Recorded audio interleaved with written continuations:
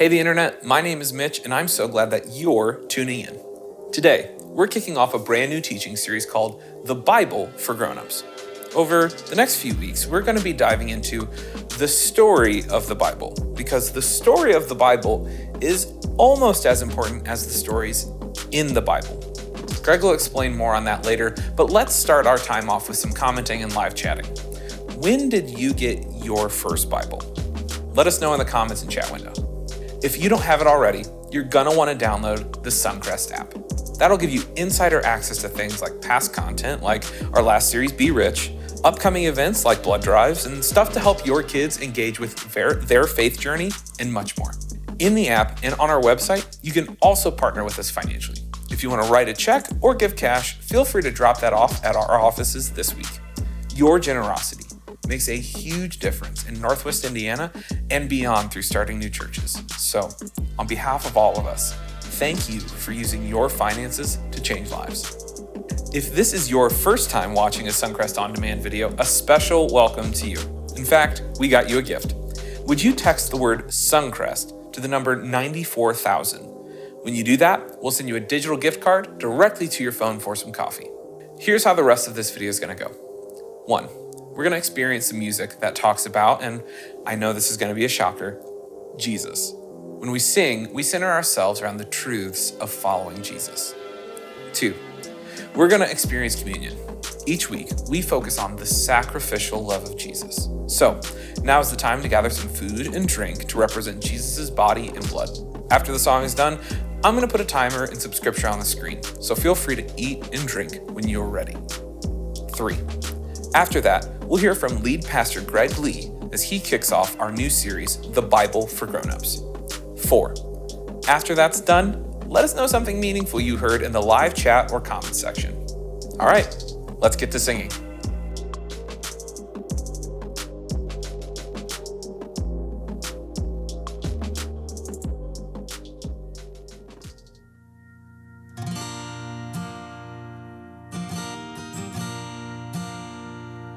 Lord, I come, I confess, bowing here, I find my rest.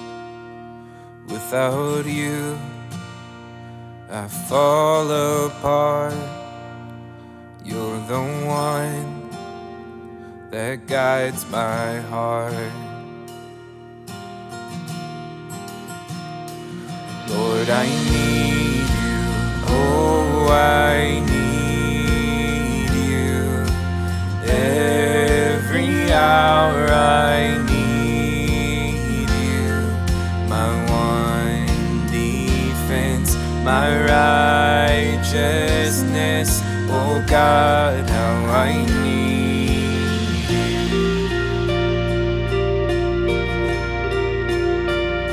Sin runs deep, your grace is more. The grace is found is where you are. And where you are, Lord, I am free. Holiness is Christ in me. Yeah. Lord, I need you. Oh, I need you. Every hour I need you. My one defense, my righteousness. Oh God, how I need you. So teach my song to rise to you. When temptation comes my way, when I cannot stand, I'll fall on you. 'Cause Jesus, you're my hope and stay. Lord, I need you. Oh, I need you. Every hour I need you. My one defense, my righteousness.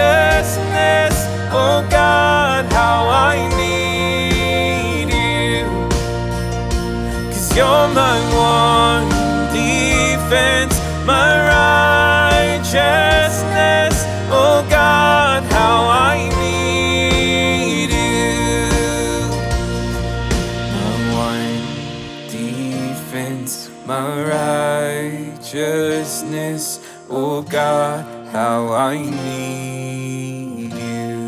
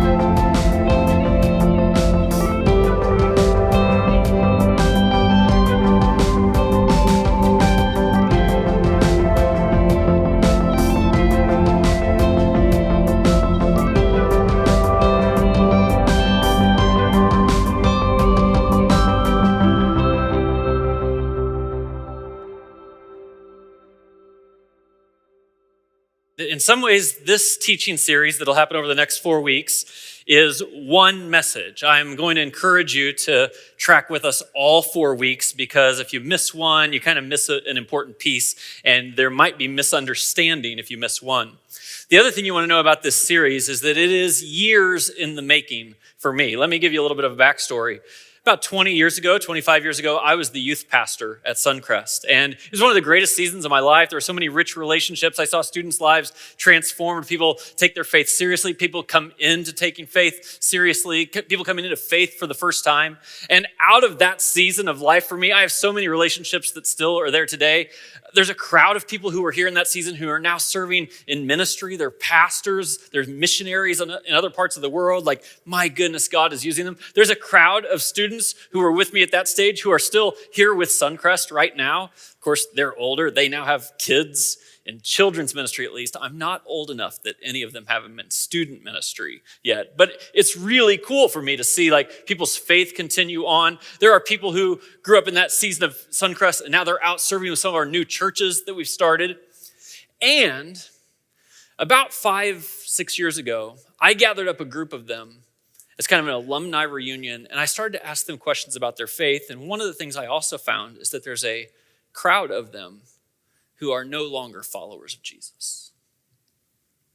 And I got the chance to talk to them about why that is and what shaped them and what came into their life and what beliefs that they felt like they had walked away from. And a lot of those conversations have shaped who I am now as a teacher and a person who really cares about reaching people like that. Then in 2015, I had 2 events kind of converge in my life at the same time. One of the pastors that I respect the most in our country, his name's Andy Stanley. I've learned a lot from him. And I think the reason I've learned a lot from him is because the church that he leads resonates with me. If you know me, you know I want to be the kind of church where everybody's welcome here, where no matter where you are on your spiritual journey, you're welcome here. You could be an atheist or an agnostic. You can come ask your questions. You can come with your boyfriend or your girlfriend and not know. Like, I just want you to know that you're welcome here. And I want to do what I can to explain things in a way that you can understand, to lead you toward faith. And I care a lot about continuing to reach younger and younger and younger people who are being influenced in different ways than previous generations were. Andy Stanley writes a lot about that and teaches a lot about that. Actually, just a couple of years ago, he came to Chicagoland for a conference, and he was kind enough to give me a little bit of time backstage so that we could talk through some of the things that I want to talk to you about tonight. And this conversation that I've learned so much from Andy about actually then correlated with something else that happened in 2015. I was part of a leadership group in Northwest Indiana. We were working on some different things, studying different things, and I made some new friends, people who weren't part of our church. And as I made friends with two of the guys in particular, I learned in their story that one of them was agnostic and one of them was an atheist. The one who was agnostic had grown up in Utah around the Mormon church. He didn't really understand anything about it, had never really been to church at all in his whole life. The one who was an atheist actually grew up in church, in a Christian church, and over time he had questions about faith, about who Jesus was, particularly about the Bible.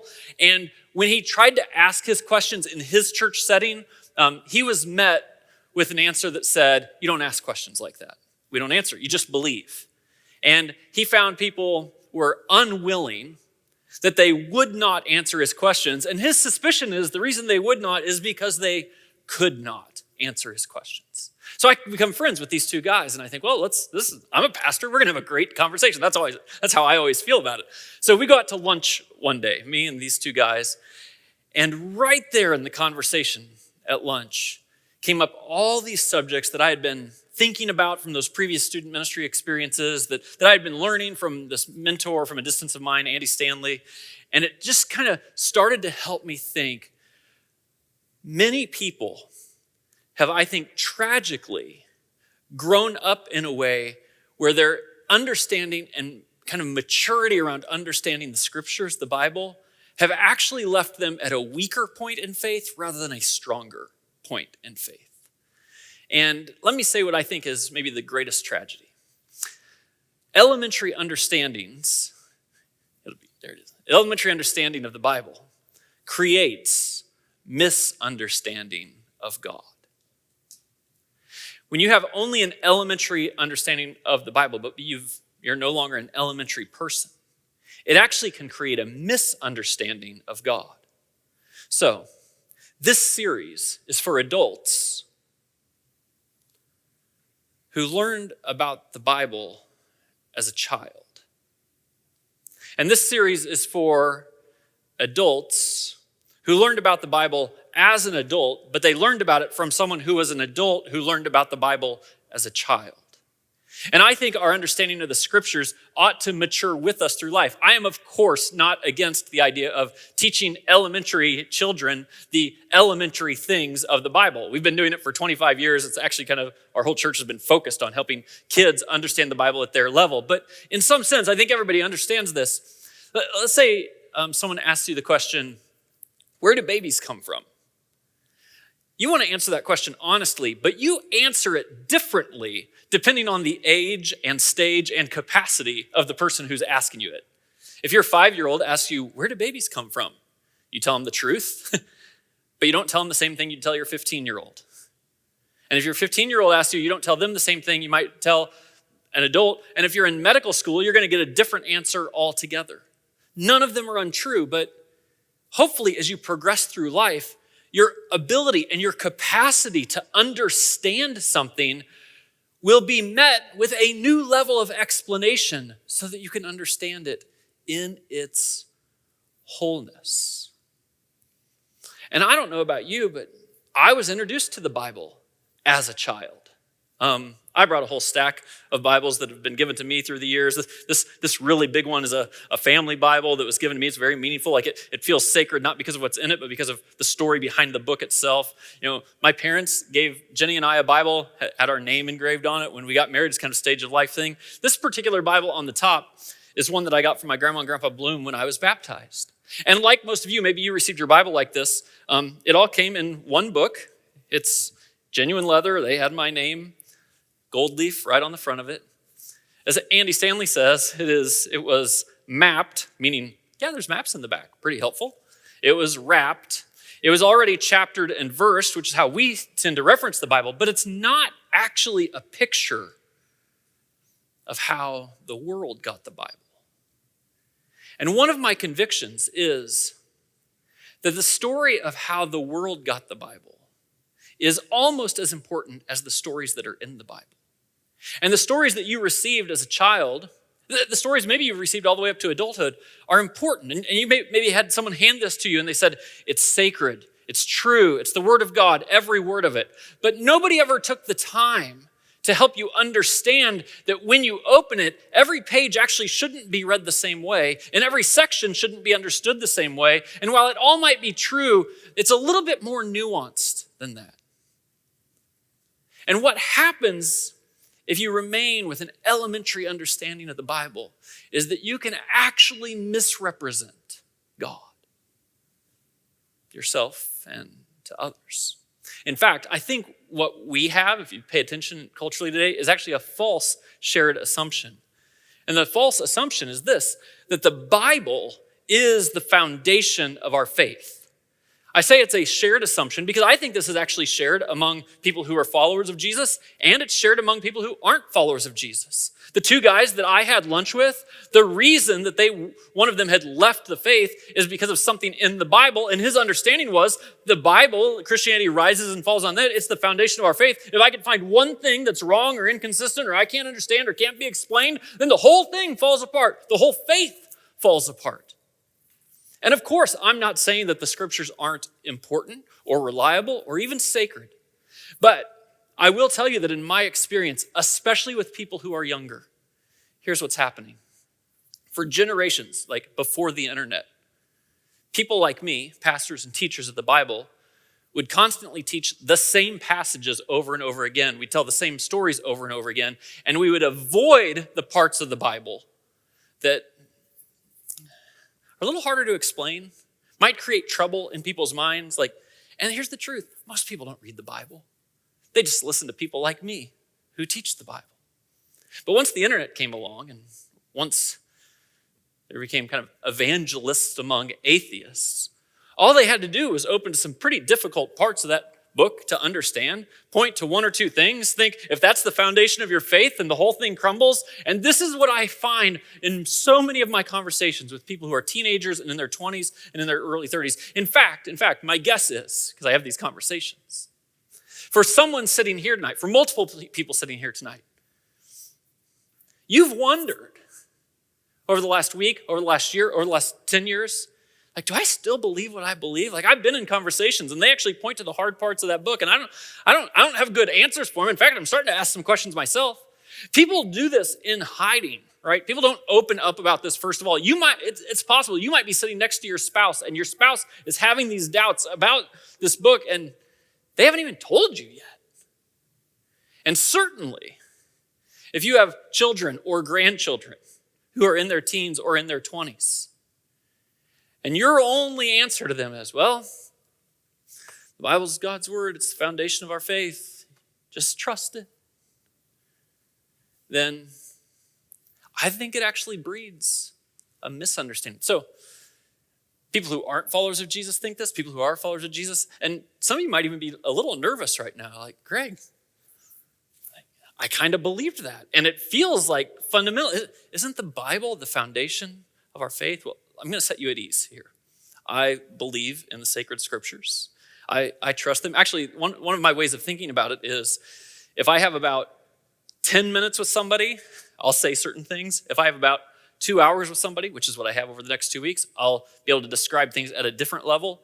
And if I had an endless amount of time to have endless conversation with you, I think I can lead everyone to a place. I think I can lead everyone to a place where you should take every single word of that book and regard it as sacred and holy and true. But honestly, most people don't give you that much time. And it's actually the scriptures that teach us this, ironically. See, the scriptures say Jesus Christ is the cornerstone of our faith. That a person, not a book, is what this is built on. And in particular, even in the story of Jesus, there's only one thing that fundamentally matters. This is what the scriptures say. If Christ has not been raised, then our preaching is useless, and so is your faith. The foundation of Christianity, the foundation of your faith, if you're a follower of Jesus, is not the Bible.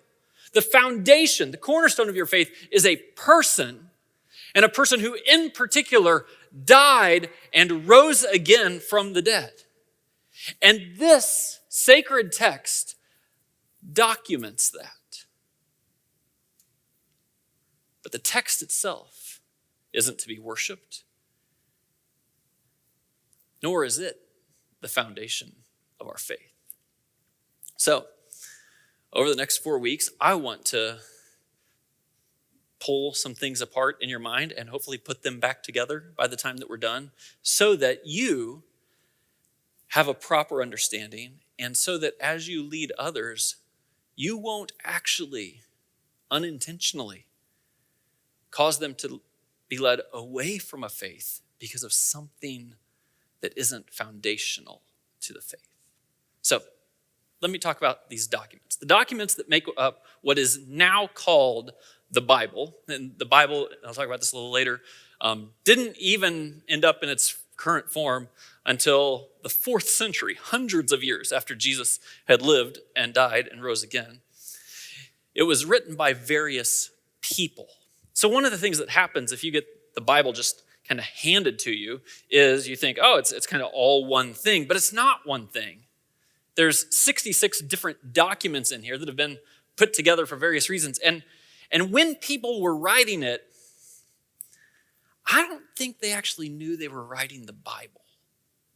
And so if you received something from someone, what you received it from a person. And one of the things I try to emphasize when I teach, you see this is, I'll say, James wrote this section. Did you know James was the brother of Jesus? How many times have you heard me say that?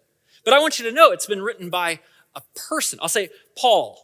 Now, you got to remember who Paul was. Paul used to be wealthy. He was rich. He had it made. Actually, religious leader. He was one who was out killing Christians. But then he actually encountered Jesus, the resurrected Jesus, the thing our whole faith is built on. And he would later write that passage that I just showed you that says, this is the only thing that matters. It's all built on this.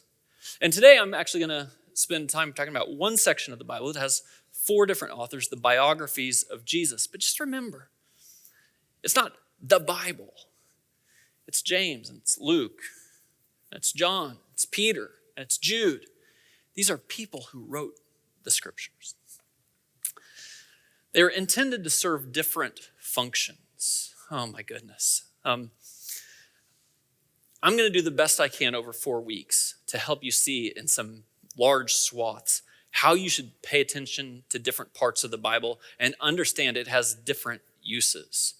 That the Old Testament is not to be used the same way that the New Testament is to be used. And today, here's what I'm going to do. Today I'm going to talk about the biographies of Jesus. Now, this is the Bible I always use, and I want you to see this just for a moment. In this Bible, this much of it contains the 4 biographies of Jesus. Now, it's not that the rest of the scriptures are unimportant. I'm just talking about what's at the center and the start of the story. We'll talk about the different sections and how you can properly look at them so you can use them in the proper way. Third, it was later recognized as sacred. Later is important, that hundreds of years went by before there was ever the Bible. And the idea that it was recognized, it's actually a fascinating historical process. You should study it. You'll love it to figure out how it was decided which documents end up being contained in the Bible and which ones don't, because that's a whole process of its own where it wasn't immediately clear when people were writing them that they were writing the Bible. It was recognized later on. So, the Bible begins with the biographies of Jesus. And if you've ever had a little trouble, figuring out do I really believe this? Tonight, I want to give you some confidence. I want to give you confidence that as these things were being written down, it's very powerful to think about how this came about and how trustworthy this particular story about Jesus was. So I'm going to go through all 4 of them. I'm going to spend more time on 2 than the other. But the first idea I want you to think about is Luke. Now, Luke was a Greek. He was a Gentile. He was not a Jewish man, though Jesus grew up in kind of the Jewish religion. Luke was a doctor. He was a physician, educated man for sure, able to write things down. And I don't know if you've ever thought about this, but in that day, way more than today, it was very rare that something would get written down. there weren't very many educated people who could write it. The process of writing was way more laborious than it is now. So the idea that you have any documents at all about something means it was significant. And the overwhelming number of documents we have about the story of Jesus' life is extraordinarily significant. Luke was one of those people. And actually, this is Luke chapter 1, verse 1. This is the opening of what he's written because he's been commissioned by a well-known person named Theophilus to write this up. He says, many have undertaken to draw up an account of the things that have been fulfilled among us. He says, I'm one out of many. Like there's this guy over here, he's writing this story about Jesus. There's a guy over here writing this. There's a lady over here, she's writing this story about Jesus. Like there's lots of people writing, like this is a big deal. And he's focused in on the idea that I'm writing about something that happened. Like these things were fulfilled. I'm only describing, I'm documenting what happened. He says, just as they were handed down to us by those who were from the first, were eyewitnesses and servants of the word. So Luke himself, he has some credibility. You read about Luke in other literature. He interacts with Paul later on. He actually wrote not only the Gospel of Luke, but the book of Acts, which is the biography of the early church. He finishes by saying this, with this in mind, since I myself have carefully investigated everything from the beginning, I too decided to write an orderly account for you, the most excellent Theophilus. So picture this.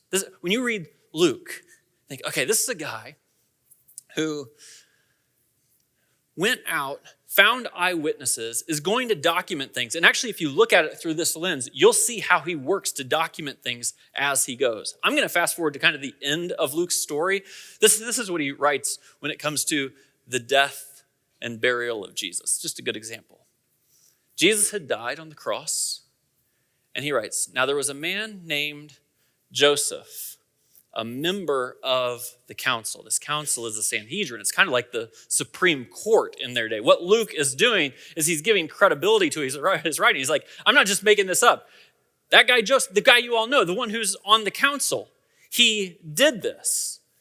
He came from the Judean town of Arimathea, we call him Joseph of Arimathea, going to Pilate, who was documented as the governor of the region they were in. He asked for Jesus' body. Then he took it down. Joseph, this guy everybody knows, Joseph took it down. He wrapped it in linen cloth and placed it in a tomb cut in the rock. Jesus is dead. They're placing him in the tomb. It says the women who had come with Jesus from Galilee followed Joseph and saw the tomb and how his body was laid in it. Why were they watching Jesus' body being taken down off the cross? It's because they didn't have time to embalm it before they had to put it in this tomb because of religious festival rules that were going on. And it says, then they went home and they prepared spices and perfumes so they could come back and embalm it on the first day of the week. And then Luke does describe the resurrection. Now, Luke would end up writing the book of Acts also. Remember, this is just a person. He's just writing down what he knew. He's documenting what he's seen. And early in the book of Acts, he actually is recording a sermon that Peter is preaching and standing up. And this is what Peter says. He says, God has raised this Jesus to life, and we are all witnesses of it. There is an event that this is all built on. And I'm claiming, all witnesses of it. This is what Luke's doing. I don't want you to miss this. When Luke was writing this, he didn't know he was writing the Bible. He was just going to a great effort to document something extraordinary that had happened. And listen, I don't know if you've ever thought about writing something. I think we can probably all kind of step back from this and think, yeah, pretty much all of us have thought about writing something. Doesn't every family have some story of like, grandma, she was amazing. Someone should write her story. And then nobody writes her story. Does that happen in your family? It happens in my family. You know why?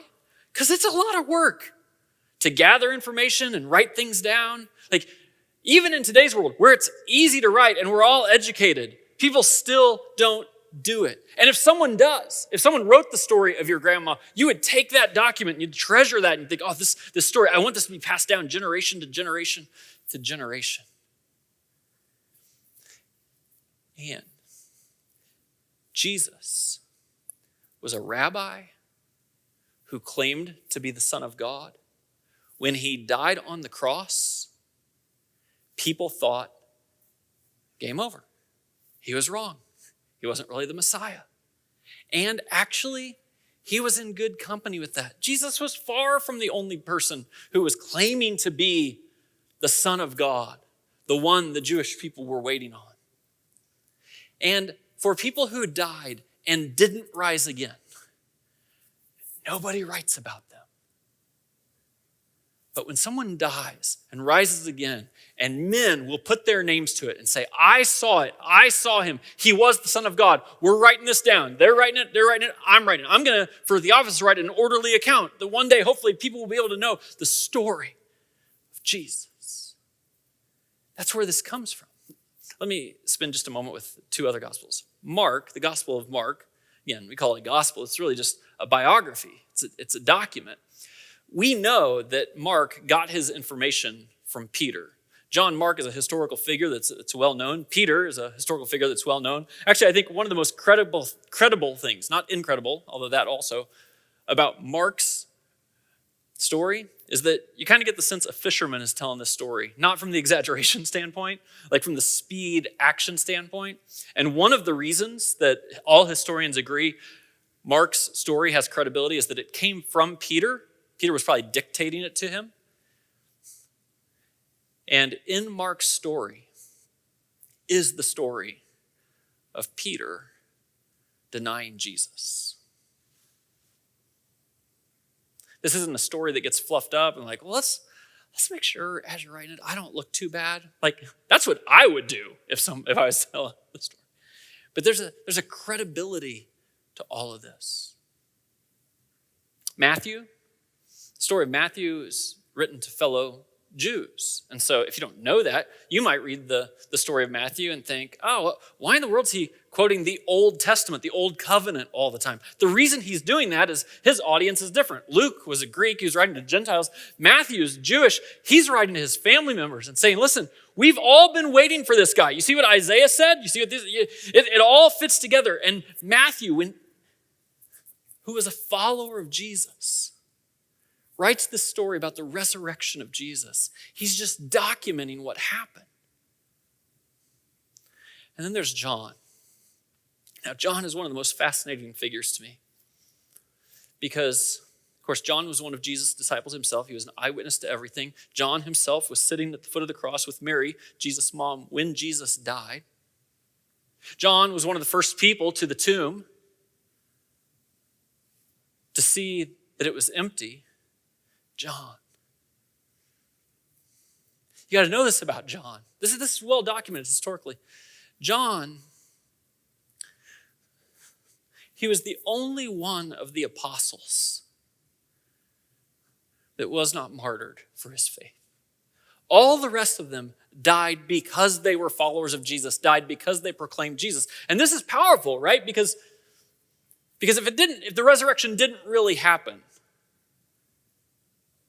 at what point do you stop telling a lie when this guy died, and this guy died, and this guy died, and this guy died? Because they can't deny what was true.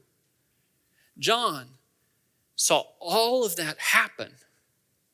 He wasn't killed. He was exiled to an island. And then he wrote down his biography of Jesus.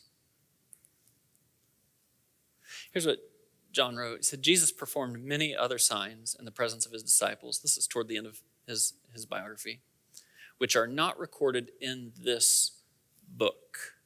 Now, you might read that. If you're reading this, you might think, oh yeah, there's other things that aren't recorded in this book. But that's not what John's saying. John doesn't know anything about this book. This book didn't come about for another few hundred years after John had written that. John is saying that in my biography, my little slice of the book, there's many other things that aren't contained in this book. And he says, I've written these things But these are written that you may believe that Jesus is the Messiah. For all my Jewish friends, he's the one that's been promised for millennia. He is the Son of God. For all my Greek, Gentile, non-Jewish friends, he's not one of the gods. This isn't about the Greek gods or the Roman gods. He is the Son of God. And that by believing you may have life in his name. Now, follow this with me.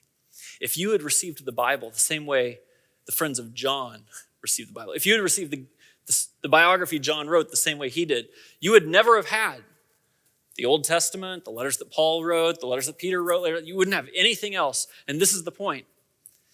If the biography of Jesus that John wrote is all you have, then the biography of Jesus that John wrote is all you need. And sometimes, if you only have an elementary understanding of the Bible, I find that people get tripped up by other parts of the Bible, and we should just zero in on the story of Jesus and his resurrection because it's enough. Now, before all these documents would ever be assembled, these documents were valued, they were copied, they were shared, they were destroyed, they were hidden, and they were protected. Historians are fascinated by this, and everyone agrees that the story of Jesus and early Christians shaped all of Western history. Whether you believe the story is true or not, all historians believe and agree that all of Western history was reshaped by the story of Jesus. And the reason is because these documents, they got passed around. And the Spirit of God infused them. And they would be torn apart, and there would be a piece here. And if you could just hold a fragment, a little piece of John's biography or of Luke's biography, you could piece these things together, and you could get a picture of who Jesus was. And people at that stage, they weren't actually, if I could say it this way, distracted by the Bible. There was a man who claimed to be the Son of God, who died, and they thought he wasn't the Son of God, and then he came back to life to prove he was the Son of God. And no matter what else you have around that, or what else you don't have around that, that is the foundation of our faith. Now, quick history lesson, then I'm going to pause until week 2. There's a guy named Tertullian, lived in 197 AD, so we're now a century and a half after Jesus had lived and died. And he writes about the Roman Empire, where all this transformation was taking place. And one of the things he describes is how the Romans would blame Christians for whatever was going on. They were, in the words of Stevie Wonder, very superstitious. And he says, if the Nile doesn't rise to water the crops, they blame the Christians. If the Tiber floods and ruins the crops, they blame the Christians. Christians to the lions. And what was happening is that Christianity was spreading like wildfire. People were focused on this resurrected Jesus. They were given hope for a future life and for this life. They were living fearlessly and loving their neighbor and loving their enemy and transforming the society around them. But the Romans didn't love it. In fact, the Romans didn't love it so much that in the year 303, Diocletian, who was the emperor of Rome, finally got so fed up with Christians that he was throwing them to the lions, that he would take them and kill them, and he would order that all Christian documents, any fragments of Luke's story or John's story or Mark's story or Matthew's story, they'd all be destroyed. And at risk of their life, followers of Jesus protected these documents. So much so that we have so many more copies of these documents than any other ancient writing. But they did so knowing it could cost them their life. These documents, these biographies, the things that tell the story at the center of Jesus, this is a treasure. Until finally in 324, Constantine the Great became the emperor of Rome. And in just a couple of decades, the posture toward Christians transformed. Constantine embraced the story of Jesus. And finally, after 324 AD, Christians could come out of hiding and into the open in order to start talking about what documents do we have that we should put together that we eventually could call ta Biblia, the Bible. So that's where I'm going to pick it up next week. We're going to look at the Old Testament over the next 2 weeks. If you've ever had any trouble with the Old Testament and how it came about, I think this will be wildly helpful to you. If you're listening through the Bible right now, I had you start with the Gospels. I was quite intentional because of this. Maybe you're right about now, you're getting ready to go into the Old Testament. I pray this will be a gift to you because the nature and the purpose of the Old Testament may be very different than what you've been taught. Let me pray for us right now. God, help us to appreciate the story of the Bible so that we can continue to be moved by the stories in the Bible. God, for any of us who have a book like the Bible that's maybe been difficult to reconcile with faith, or if we know somebody, love somebody who has that difficulty, I pray that we zero in on the right things and we see this book in the right way, in a way that goes beyond our childhood understanding. And God, I thank you for your Spirit that always wants to lead us to you, your Son, and the power of the resurrection. I pray this in Jesus' name.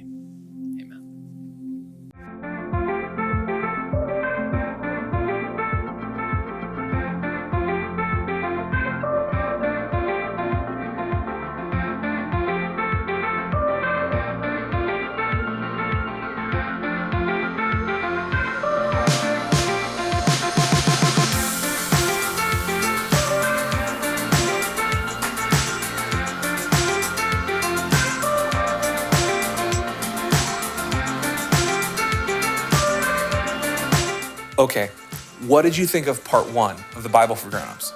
No, really, let us know. Before you go, also hit the like, subscribe, and share buttons. In fact, sharing this message is one of the easiest ways that you can engage with us. I hope you'll join us next week for episode 2 of the Bible for Grown-ups. I also hope that you know that this video, it isn't the church. You are. So go and be the church.